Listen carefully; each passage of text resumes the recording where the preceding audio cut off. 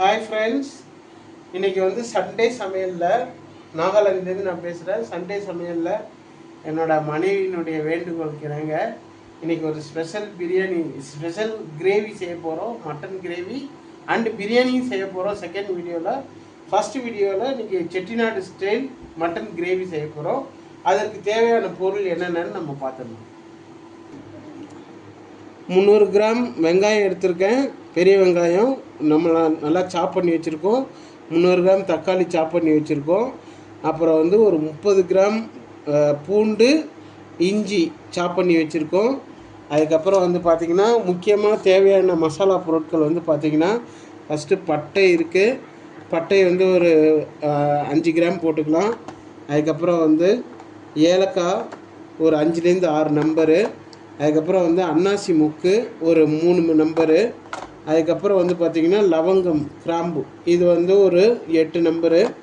அதுக்கப்புறம் வந்து சீரகம் வந்து ஒரு 2 ஸ்பூன் போட்டுக்கலாம்.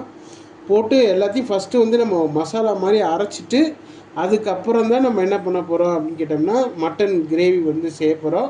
ஃபஸ்ட்டு வந்து மசாலா அரவை எப்படி செய்யலான்னு பார்த்துக்கலாம். இதோடு இல்லாமல் நம்ம என்ன பண்ணியிருக்கோம்னா முந்திரி ப்ளஸ் கசகசா வந்து சுடுதண்ணியில் ஊற வச்சுருக்கோம். ஒரு 3 முந்திரி போட்டுக்கலாம். அப்புறம் ஒரு அரை ஸ்பூன் கசகசா போட்டிருக்கோம். போட்டு சுடு தண்ணியில் ஊற வச்சுருக்கோம். அதுக்கப்புறம் ஒரு 2லேருந்து 3 ஸ்பூன் தேங்காய் வந்து கட் பண்ணி வச்சுருக்கோம். இதையும் நம்ம கடைசியாக அரைக்கும்போது, மசாலா அரைக்கும்போது நம்ம வந்து சேர்த்துக்கலாம். இது இல்லாமல் இங்கே வந்து புதினா வச்சுருக்கோம் மக்களே. ஒரு புடி அளவுக்கு புதினா அண்ட் தென் ஒரு புடி அளவுக்கு கொத்தமல்லி வச்சுருக்கோம். இது எல்லாத்தையும் சேர்த்துக்கலாம். இப்போ வந்து ரைஸ் பிரான் ஆயில் நம்ம எடுத்துக்கிறோம். இந்த ரைஸ் பிரான் ஆயில் வந்து பார்த்திங்கன்னா சிகப்பரிசி எண்ணெய். இந்த எண்ணெயில் வந்து டிரான்ஸ்ஃபேட் ஃப்ரீ, அதாவது கெட்ட கொழுப்பு கிடையாது. ஹெச்டிஎல்னு சொல்லுவாங்க. இந்த ஹை டென்சிட்டியில் லிப்போ ப்ரோட்டீன், அந்த கெட்ட கொழுப்பு இல்லை. ஸோ இந்த எண்ணெய் வந்து நம்ம ஒரு 50 எண்ணெய் வந்து நம்ம இப்போ ஆட் பண்ணிக்கலாம் கடாயில்.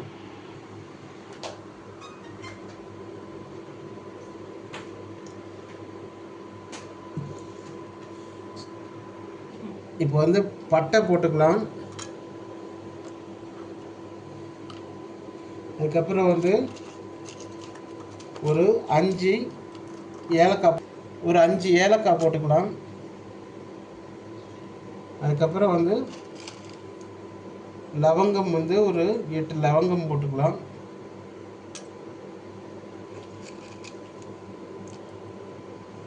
அன்னாசி மொக்கு ஒரு 1.5 முக்கு சேர்த்துருக்கேன் நான். சேர்த்து இதை வந்து நல்லா நம்ம வதக்கிக்கணும்.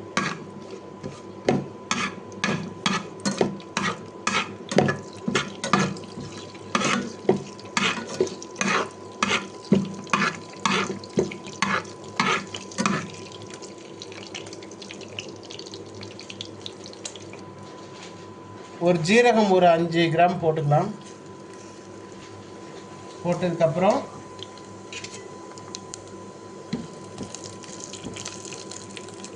இதுக்கப்புறம் நம்ம என்ன ஆட் பண்ணுறோன்னா வெங்காயம் ஆட் பண்ணுறோம்.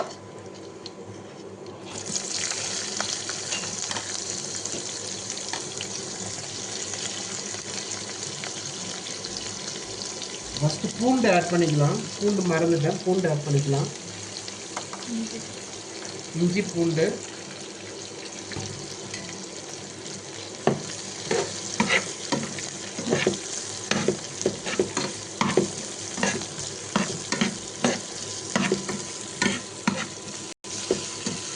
இந்த வெங்காயம் வந்து இப்போ நம்ம கோல்டன் ப்ரௌன் ஆகிற வரைக்கும் கொஞ்சம் வேக விடலாம்.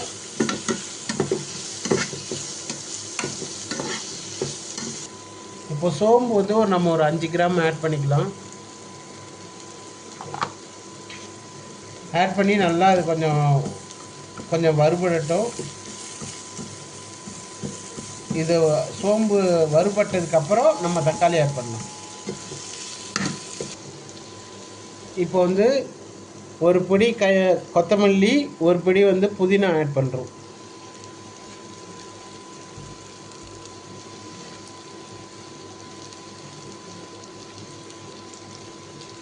ஆட் பண்ணி நல்லா வதக்கிக்கலாம்.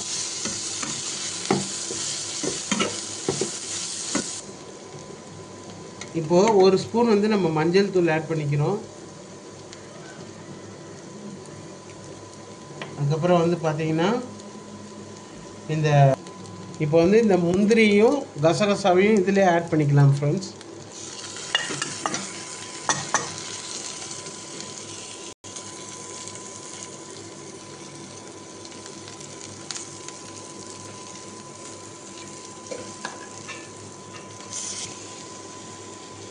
இப்போ கடைசியாக வந்து இந்த தக்காளியை வந்து ஆட் பண்ணிக்கலாம்.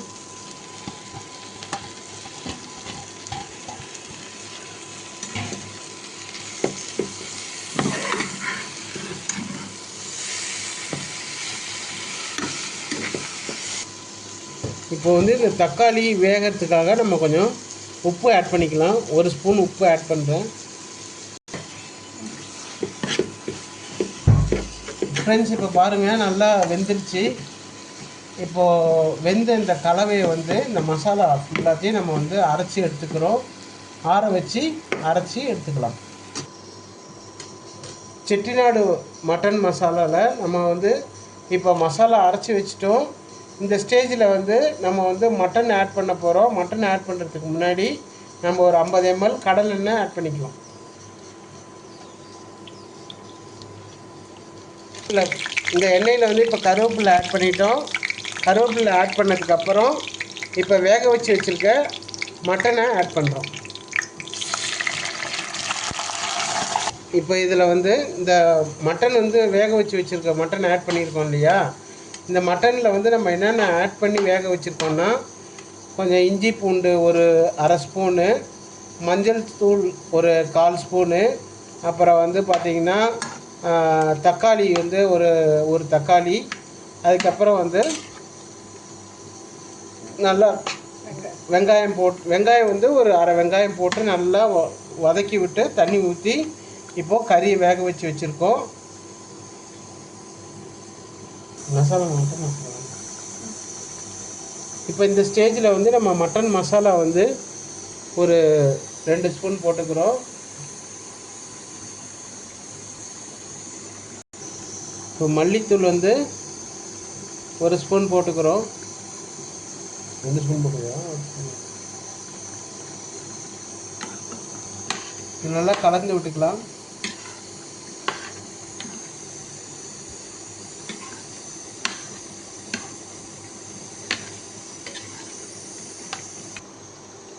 மக்களே இப்போ வந்து நல்லா கொதிச்சிருச்சு.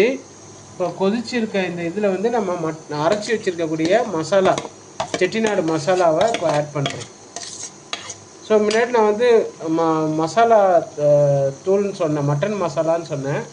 மட்டன் மசாலாவில் வந்து நம்ம என்ன ஆட் பண்ணியிருக்கோம் அப்படின்னு கேட்டிங்கன்னா, ஆச்சி மட்டன் மசாலா தூளும் ஒரு 2 ஸ்பூன் மிளகாய் தூள், ரெண்டுத்தையும் மிக்ஸ் பண்ணி நம்ம வச்சுருக்கோம் வீட்டில்.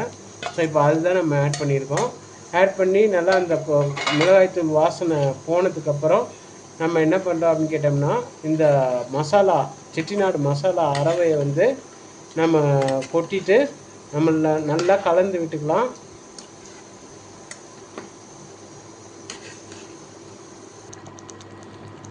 மக்களே இப்போ செட்டிநாட்டு கிரேவி பாருங்கள், இப்போ ஃபைனல் ஸ்டேஜுக்கு வந்துடுச்சு. இப்போ கடைசியாக நம்ம என்ன ஆட் பண்ண போகிறோம் அப்படின்னு கேட்டிங்கன்னா, நம்ம கொத்தமல்லி ஆட் பண்ண போகிறோம். இப்போ இந்த கொத்தமல்லி வந்து நம்ம ஆட் பண்ணிக்கலாம்.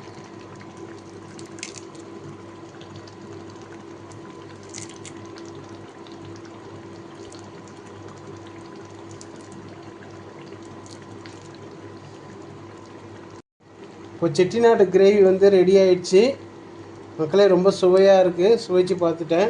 இப்போ இந்த செட்டிநாடு கிரேவி உங்களுக்கு வந்து பிடிச்சிருக்குன்னு நான் நம்புகிறேன். நீங்களும் ட்ரை பண்ணுங்கள் வீட்டில். ஸோ அதோடு இல்லாமல் சப்ஸ்கிரைப் பண்ணுங்கள், நம்ம சேனலை லைக் பண்ணுங்கள் அண்ட் ஷேர் பண்ணுங்கள். Thank you very much.